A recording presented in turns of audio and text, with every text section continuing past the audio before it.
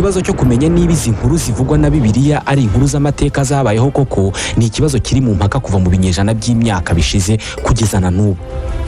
Hari abashakashatsi bemeza ko izi nkuru zabayeho kubera ko inkuru zose zivuga ku Bayisirayelite cyangwa se Abayisiraheli zanditswe ahagana mu kinyejana cya 7 n'icya 8 nyuma ya Yezu, ubwo hari hashize amagana y'imyaka bibayeho.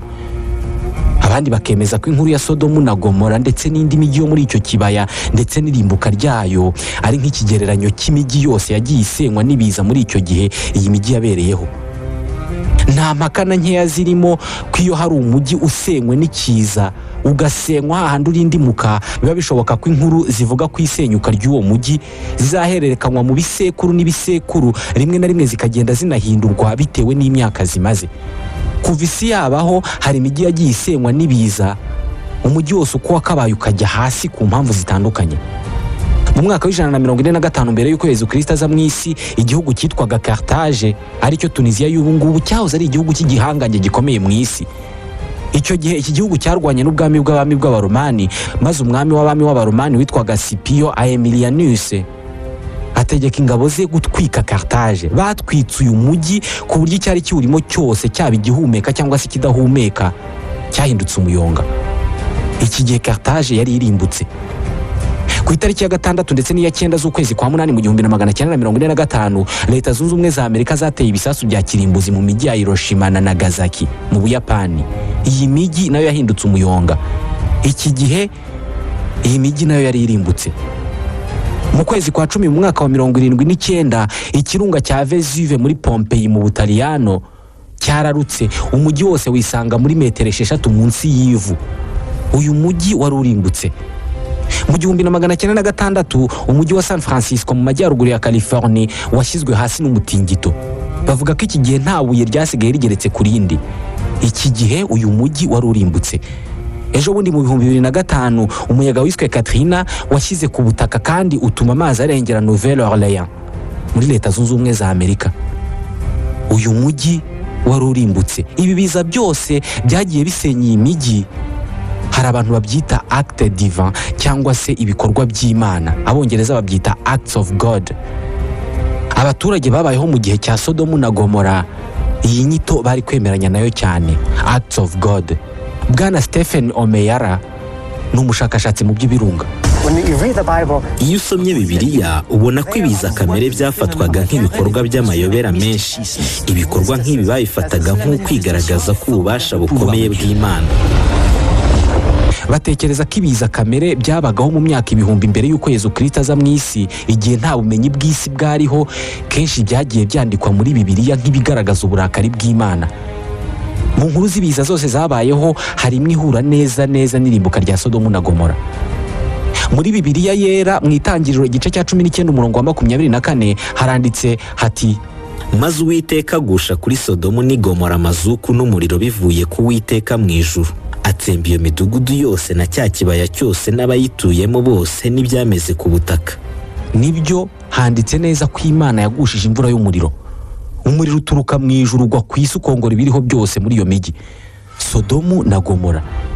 Iyo bavuze imvura y'umuriro, abahanga mu by'ibirunga bashobora guhita batekereza iruka ry'ikirunga. Hari abemeza ko Sodomu na Gomora ari rwo rugero rwiza rw'iruka ry'ikirunga rwanditswe muri Bibiliya. Ibiranga iruka ry'ikirunga byose bivugwa mu irimbuka rya Sodomu na Gomora. Umutingito w'isi, umucanga n'umukungugu bitumuka, umuriro mwinshi, imvura y'amabuye n'ivu, ibikoma by'umuriro, byose hamwe nibyo byari bigize irimbuka rya Sodomu na Gomora. Gusa nta kintu na kimwe kigaragaza ko mu gace ka Sodomu na Gomora hari ibirunga mu gihe Bibiliya yanditswe. Nubwo nta kirunga cyari gihari, ariko hafi aho ngaho hari undi mujyi wasenyutse mu buryo bigaragara ko wasenywe n'ikiza kamere gifitanye isano n'ubumenyi bw'isi, ku buryo bikekwa ko ari nacyo cyabaye ku mujyi wa Sodomu. Umujyi wa Yeriko. Yeriko bavuga ko ari wo mujyi wa mbere wabayeho kuri iyi si hashize imyaka 10,000. Bibiliya ivuga ko hari umwe mu bashefu b'Abayisirayelite cyangwa se Abayisiraheli witwaga Yosuwa wigeze kwigarurira uyu mujyi wa Yeriko, ariko awigarurira nyuma y'uko inkuta zari ziwuzitiye zari zimaze kurindimuka mu buryo bw'amayobera. Uyu mujyi wa Yeriko wari wubatswe ku cyitwa faille géologique. munsi y'ubutaka mu birometero 2,900 munsi yacu hari ibimeze nk'amatapi cyangwa se ibyo wagereranya n'ingata isi iteretseho byitwa plaque tectonique. Bihora bigenda ariko bigenda ku muvuduko muto cyane. Nubwo bigenda ku muvuduko muto cyane, hari igihe bigera bibiri muri byo cyangwa se birenze bibiri bigahura bigasekurana. Iyo bisekuranye hahita haba umutingito w'isi. Kubera ko twebwe duteretse kuri ibyo bintu byitwa plaque tectonique, iyo bisekuranye isi rinyeganyeza nyine hakaba umutingito. Aho bisekuraniye neza neza niho bita mu izingiro ry'umutingito cyangwa se epicentre.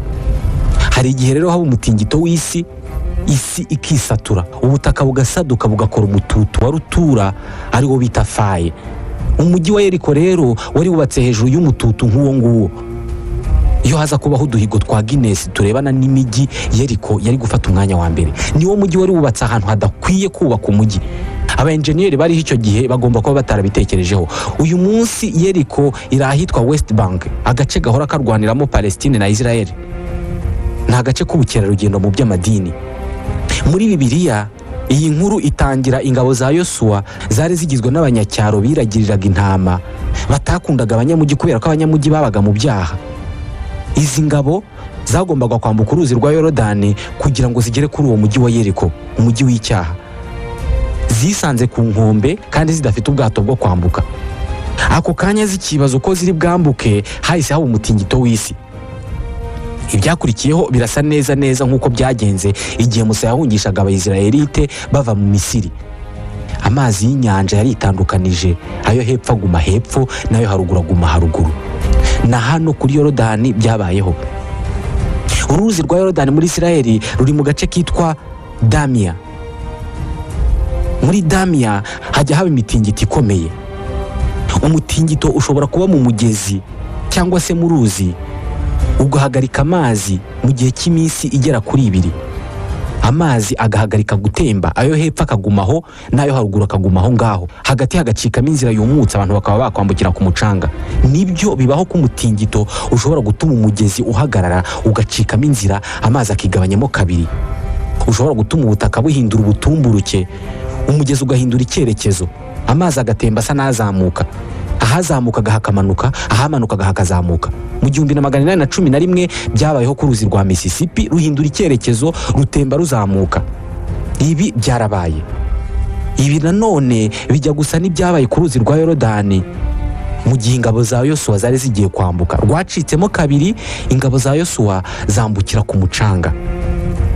Agace ka Yorodani kitwa Damia, ari naho havuye ijambo ry'icyongereza dam, risobanura urugomero, aricyo gikorwa cyo kugomera amazi y'umugezi cyangwa se uruzi ukayazitira ntatambuke.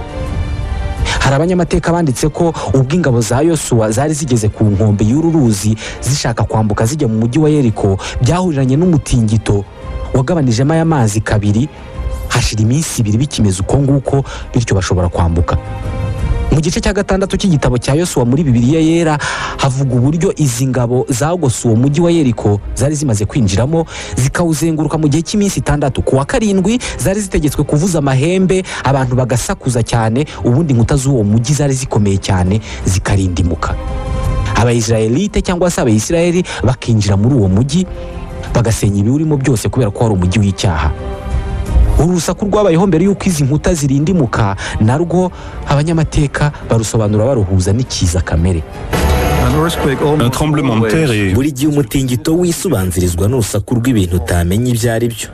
Bamwe mu bantu babonye umutingito urimo kuba bavuga ko hari n'ubwo ubona ibishashi by'umuriro. Hari abandi bavuga ko bumva urusaku nk'urw'indege cyangwa se nk'ubivugiye kure, ou encore un éclat de tonnerre au loin. Bemeza ko ibingibi ari byo byarindimuye umujyi wa Yeriko. Bibiliya ivuga ko Abayisirayelite binjiye muri uyu mujyi bakawutwika ugakongoka. Nta kintu na kimwe basahuye, niko bari bategetswe. Abashakashatsi mu bisigaratongo hano hahoze uyu mujyi bahasanze uburo ndetse n'ingano n'ibindi bihingwa byabaye munsi y'ubwo butaka mu bihumbi by'imyaka. Babivumbuye ejo bundi mu 1968.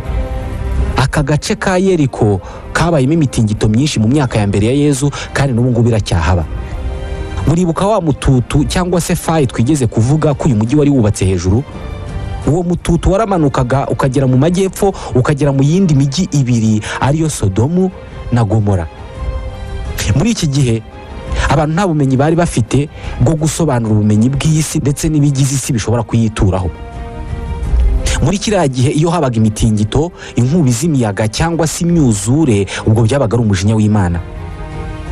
Muri biriya bice byo mu burasirazuba bwo hagati birimo Iraq, Israel ndetse na Palestine na Syria na Jordani, ni ibice bibamo peteroli nyinshi cyane ndetse na gaze kamere. Umutungo kamere wanahateje intambara nyinshi. Muri Iraq y'ubu ngubu hari agace kitwa Mashkan Shapire. Bitekerezwa ko ibyabaye ku mujyi wa Mashkan Shapire muri kiriya gihe ari nabyo bitiriye Sodomu na Gomora. Uyu mujyi wa Mashkan Shapire bari barawubakishije amatafari y'ibyondo adashobora gufatwa n'inkongi. Uyu mujyi wari wubatse hejuru y'ibirombe bya gaze na peteroli.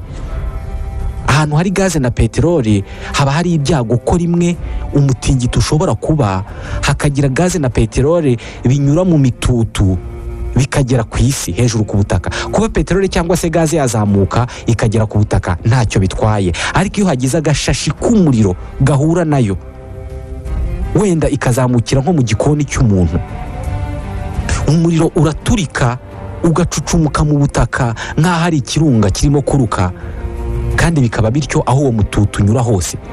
Gaze na peteroli byihuje birimo bituruka mu butaka bigahura n'umuriro hano ku isi, biratumbagira, umuriro ukagera mu binyacumi bya metero ukamanuka ku isi umeze nk'imvura. Ngibi byabaye muri Mashkan Shapire, bitekerezwa ko ari byo bitiriye Sodomu na Gomora. Mu mwaka w'1990 Iraq yayoborwaga na Saddam Hussein. Yashinje Kuwait kuyiba peteroli. Icyo gihe hari mu ntambara bise Guerre du Golfe. Saddam yahise afata icyemezo cyo gutwika ibirombe bya peteroli y'Abanyakuwait byose. Yatwitse ibirombe birenga 700 icyarimwe. Uze kureba kuri internet amashusho y'uwo muriro uko wari umeze, uraza kugira igitekerezo cy'uburyo Sodomu na Gomora bishobora kuba byari bimeze. Kubona ibirimi by'umuriro bisohoka munsi y'ubutaka bikazamuka mu mametero menshi mu kirere bikabera rwagati mu mujyi, ibyotsi by'umukara bicucumuka bigapfukura umuriro rw'izuba n'inyenyeri, ni isura bakwereka ubaye uri mu mwaka w'2000 mbere y'uko Yesu Kristo aza mu isi. Nta kindi gisobanuro wabiha usibye imperuka cyangwa se igihano cy'Imana ku bubi bw'abantu.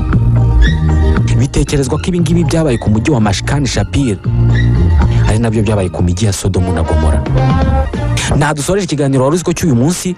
Nitwa Ismael Mwanafunzi, ndabashimiye.